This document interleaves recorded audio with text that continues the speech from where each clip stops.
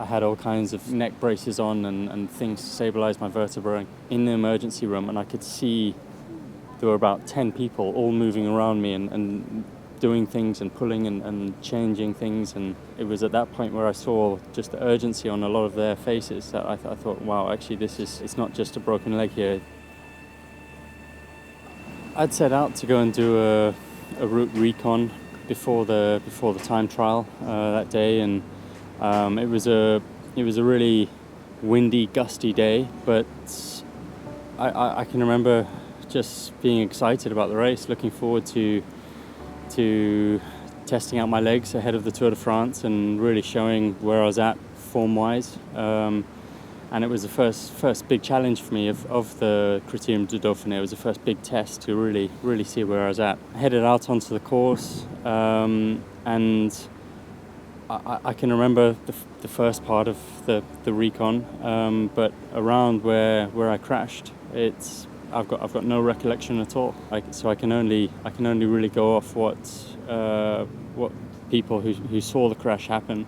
I can go off what they said, and basically what I understand was it was a perfectly straight piece of road, slightly downhill. So I was going at quite a speed, and I went to go and clear my nostrils, and I was also going past some buildings at the same time, and the wind funneled through between buildings and taken my front wheel, and basically I tried to hold it up and ended up veering off the road into a wall at quite high speed. I think it really was just one of these freak accidents.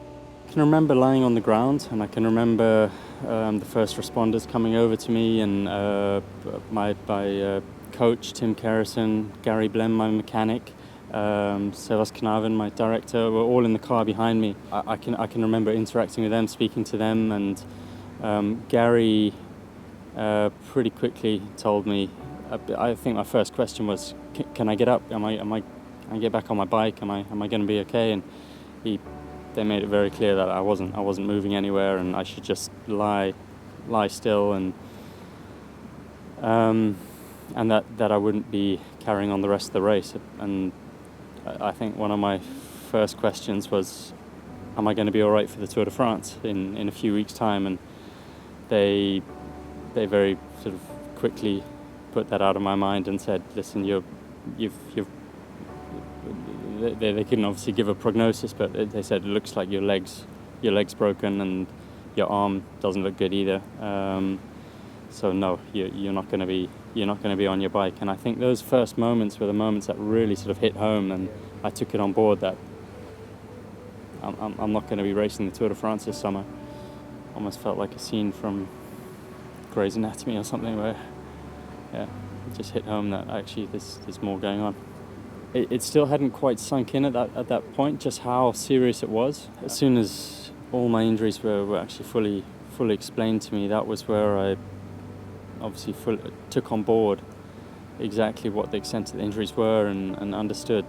I mean, I could barely even breathe after surgery. My lungs had been damaged by my broken ribs and my broken sternum as well. So I mean, I was coughing up blood. I was having help to breathe as well. So it was scary when I did come around the morning after the operation and just felt how hopeless I was lying in that bed. And obviously 24 hours previously I was hoping to try and win the Criterium du Dauphiné. It was just polar opposites, and I was quite hard coming to terms with that news for me from the surgeon, where he said you can make 100% recovery. There's nothing stopping you. That for me that's all I wanted to hear at that point. And from that point on, it just felt like everything was so positive, and it was just, I was incredibly lucky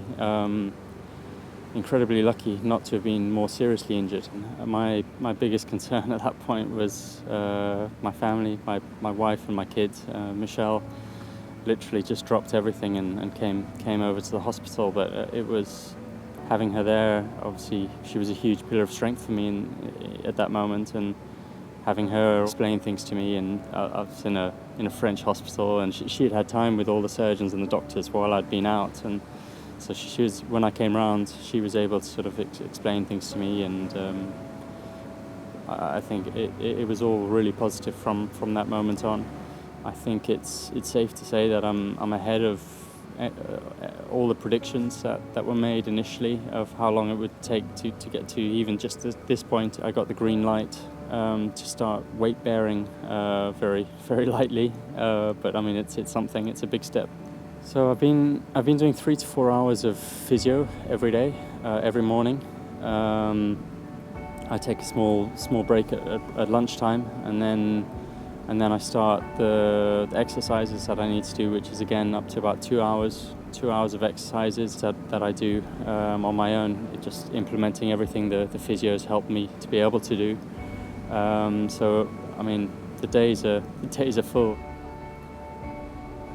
It's been incredible, the number of messages, the number of letters and cards I've received in hospital and at home as well. It's just, and throughout the Tour de France, people standing on the side of mountains holding get well messages for me, and it's just, it's been amazing. It's been really, really heartwarming and motivational for me as well, just to I guess see how much I've been missed in the race this year, and motivational for me to want to get back there in the future. The only goal I've set myself personally is to get to the Tour de France next year. That's what's driving me. That's what's week by week I can set myself little goals in terms of allowing myself a little bit more movement, or small goals, but for me the underlying goal here is to get to the start of that Tour de France next year in 2020, and to be at a similar or better position than I was this year, and that's what's driving me at the moment.